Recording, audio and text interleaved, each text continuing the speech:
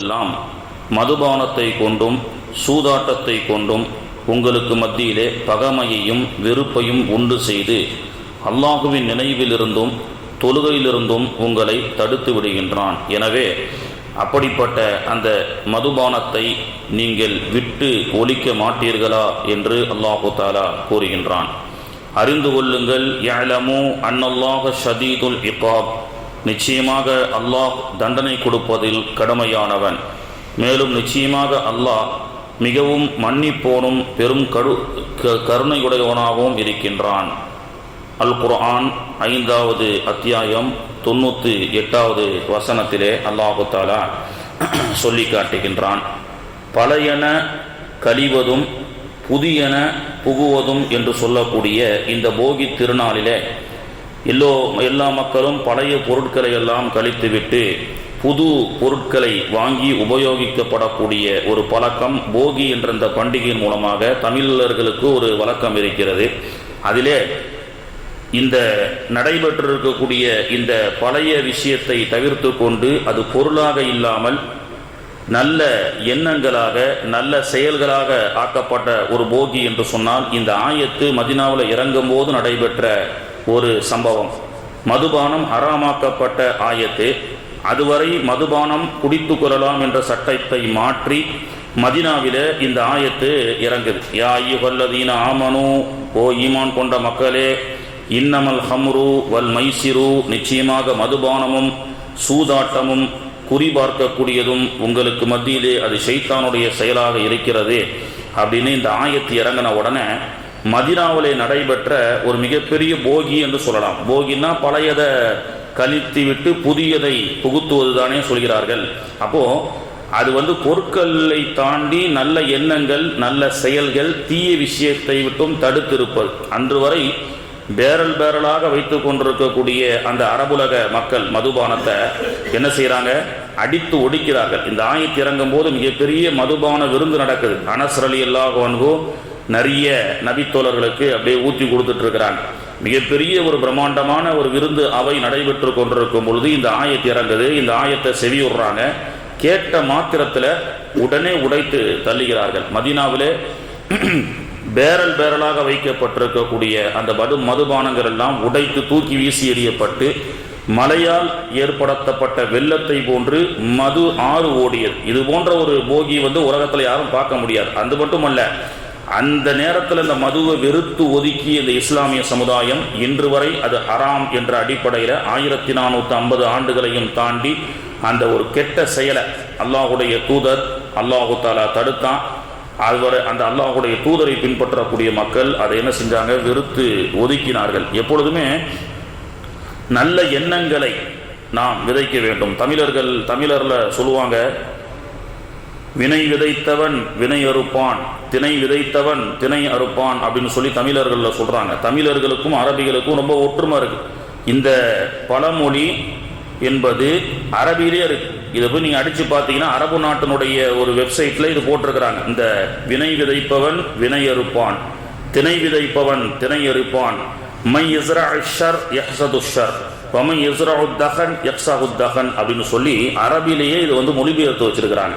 திருக்குறள், ஆத்திச்சூடி போன்ற நல்ல கருத்துக்களை எல்லாம் அரபியில பார்க்க முடிகிறது. அரபு அகர முதல எழுத்தெல்லாம் ஆதி பகவன் முதற்றே உலகு, அல் ஹர்ஃபுல் அவ்வல் மினல் இபுஜிதியதி ஹுவ பதாயத்துல் கவுன் அல் பதாயா பதாயல் கவுன் அப்படின்னு சொல்லி அரபியில திருக்குறளை மொழிபெயர்த்து வச்சிருக்கிறாங்க. தமிழ்நாட்டை சேர்ந்த ஒரு பாக்கவி இமாம் தான் அதை மொழிபெயர்த்து வச்சிருக்கிறார்கள். கண்ணியத்திற்குரியவர்களே, அப்போ எதுல இருந்து பிற்காலத்தில் அல்லாஹுடைய தூதர் இடத்துல சில பேர் சொன்னாங்க, அல்லாஹுடைய தூதரே மதுபானம் ஹராம் ஆயிருச்சு, அந்த பீப்பாய்கள் அது சேர்த்து வைக்கக்கூடிய அந்த சட்டிகளை எல்லாம் அதனுடைய அந்த இதெல்லாம் நாங்கள் என்ன செய்யலாம், பீப்பாய்கள் எல்லாம் சும்மா வீட்டில் கிடக்குது, அதை பயன்படுத்தலாமான்னு கேட்டாங்க. அதாவது மதுபானம் ஹராமாக்கணும்னா தூக்கி வீசி எரிஞ்சிட்டாங்க, அதை பற்றியே சிந்திக்கல. அப்படிப்பட்ட நேரத்தில் பிறகு அது சேமித்து வைத்துக்கப்பட்ட அந்த குடுவைகள் எல்லாம் பிற்காலத்தில் என்ன செய்யறது யார் ரசூலல்லாஹ், அது வேற ஏதாவது பயன்படுத்தலாமான்னு கேட்டாங்க. அப்போ அல்லாஹ்வுடைய தூதர் சொன்னாங்க, மதுபானமே அல்லாஹ் ஹராமாக்கிட்டான், மீண்டும் அந்த பீப்பாயை பார்த்தா உங்களுக்கு பழைய நினைவுகள் வரும், எனவே அதை உடச்சி எரிங்கன்னாங்க. சரி, வேற ஏதாவது தண்ணி ஊற்றி யூஸ் பண்ணுங்கன்னு சொல்லலை. அதை பார்த்தா மீண்டும் பழைய ஞாபகம் உங்களுக்கு வரும், மீண்டும் அந்த மாதிரி போயிடுவீங்க. ஸோ அந்த திங்கிங் கூட உங்களுக்கு வரக்கூடாது, உடச்சி எரியுங்க அப்படின்னு சொன்னாங்க. அப்போது அல்லாஹ்வுடைய தூதர் அவர்கள் சொன்னார்கள், எந்த மதுவையும் சூதுவையும் நான் ஒழித்தேனோ கியாமத்துக்கு சமீபமாக அதுவெல்லாம் உலகத்தில் மீண்டும் எழுந்து வரும் அப்படின்னு சொன்னாங்க. அப்போது இன்றைக்கி பார்த்தீங்கன்னா எந்த இடத்துல ரசூலுல்லாஹ் நிப்பாட்டி அதை அடித்து ஒழிச்சாங்களோ அதே மாதிரி இன்றைக்கி என்ன செய்கிறான், மதுபான பாட்டில் மாதிரியே வாட்டர் கேன் வருது. இன்றைக்கி மதுபான அந்த பாட்டில் ஷேப்லேயே என்ன செய்து கொண்டு வரான், மீண்டும் யூதன் வந்து சமூகத்தில் அதை புகுத்துறான்.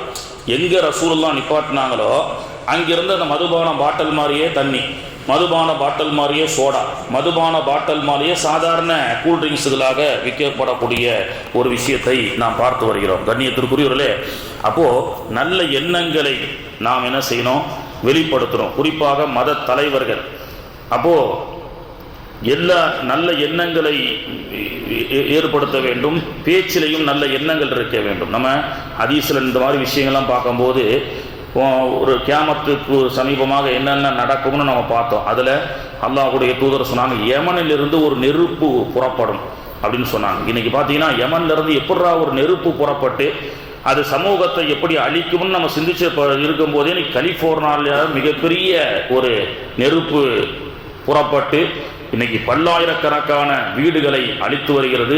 அவ்வளோ பெரிய வல்லரசு நாடாலேயே அந்த நெருப்பை அணைக்க முடியவில்லை. நெருப்புன்னு சொன்னால் சாதாரணமாக வெயில் காலத்தில் இருந்தால் பரவாயில்லைங்க, வெயில் காலத்தில் இருந்தால் கூட சரி, வெயிலும் கடுமையாக இருக்குன்னு பார்க்குறான். கடுமையான பனிப்பொழிவு நேரத்தில் கூட இந்த நெருப்பு கட்டுக்கடங்காத நெருப்பாக, அதுவும் குறிப்பாக யூதர்கள் வாழக்கூடிய பகுதி, யூதர்கள் ஜெருசலேமுடைய கோவில்கள் எல்லாம் நிறைய தரைமட்டமாக்கப்பட்டிருக்கிறது. அப்போது வினை விதைத்தவன் வினை அறுப்பான். சொற்களால் கூட நல்ல விஷயத்தை பேசுங்க. டொனால்டு ட்ரம்ப் அமெரிக்காவில் 20ஆம் தேதி பதவி ஏற்க போகிறார். அவர் பதவி ஏற்கிறதுக்கு முன்னாடி சமீபத்தில் ஒரு விஷயத்தை ரொம்ப ஆணவத்தோடு பேசினார். பலஸ்தீன காசா மக்கள் பிணை கைதியாக பிடித்து வைக்கப்பட்ட இஸ்ரேலர்களை, யூதர்களை வெளியாக்கவில்லை என்று சொன்னால் காசாவை நரகமாக மாற்றுவேன் அப்படின்னு சொன்னார். ஃபிரௌனுடைய அந்த என்ன அந்த ஆங்கிளில் பேசுவானோ ஃபிரௌன், அந்த ஃபிரௌனுடைய வெளிப்பாடாகவே இது இருந்தது. காசாவை நரகத்தின் பிளம்பாக மாற்றுவேன் அப்படின்னு சொல்லி 4 நாள் கூட அவரை பதவி ஏற்பதற்கு முன்பு அல்லாஹ் தஆலா மிகப்பெரிய சோதனையை கொடுத்திருக்கிறான். இன்னைக்கு கலிஃபோர்னியாவில் குறிப்பாக பெரும் பாலிவுட் நடிகர்கள் வாழக்கூடிய பகுதி, யூதர்கள் வாழக்கூடிய பகுதி, யூதர்களுடைய கோவில்கள் தரைமட்டமாக்கப்பட்டிருக்கிறது. அதே மாதிரி நியூ இயரில் எல்லோரும் கிறிஸ்தவர்கள், முஸ்லீம்கள் எல்லாரும் என்ன செய்கிறாங்க, எல்லாரும் நல்லா இருக்கணும் தான் துவா செய்வாங்க. இந்து மக்களை பார்த்தீங்கன்னா பிரார்த்தனை செய்வாங்க. பிரார்த்தனைகள் மட்டும்தான் வித்தியாசப்படும். உலகத்தில் இருக்க எல்லாரும் நல்லா இருக்கணும். ஆனால் உலகத்தில் யூதருடைய போப் என்று சொல்லக்கூடிய அவர் மட்டும் என்ன செய்கிறாரு, உலகத்தில் முஸ்லீம்கள், கிறிஸ்தவர்கள், புத்திஸ்டுகள், இந்துக்கள், சீக்கியர்கள் அப்படின்னு எல்லாத்தையும் அடுக்கி எல்லாமே செத்து மடிகட்டும், யூதர்கள் மட்டும்தான் உலகத்தில் நன்றாக வாழணும்னு சொன்னார். ஆனால் அந்த ஆணவ பேச்சை அல்லாஹ் தஆலா தவிடுபொடியாக்கி இன்னைக்கு அப்பாவி மக்கள், அந்த மக்களுக்கு எதுவும் தெரியாது, ஆனால் இருக்கக்கூடிய தலைவர்களுடைய விஷ கருத்தை அல்லாஹ் தஆலா முறியடித்து அல்லாஹுடைய அந்த கோப பார்வை, வஅலமு அறிந்து கொள்ளுங்கள் அன்னல்லாஹ ஷதீதுல் இகாப், அல்லாஹுடைய கோபம் மிக கடுமையாக இருக்கும் என்று அல்லாஹு தஆலா சொல்லி காட்டுகின்றான். அல்லாஹு தஆலா இது போன்ற இயற்கை சீற்றங்களை விட்டும் முழு மனித சமுதாயத்தையும் அல்லாஹு தஆலா பாதுகாத்து அருள் புரிவானாக. ஒரு பக்கம் மக்காவில் மதீனாவில் மழை தண்ணி கொட்டிக்கிட்டு இருக்கு, போகிறதுக்கு தண்ணி இல்லாமல் இருக்கு, தண்ணி இடம் போகிறதுக்கு இடம் எல்லாம் மதுபானத்தை கொண்டும் சூதா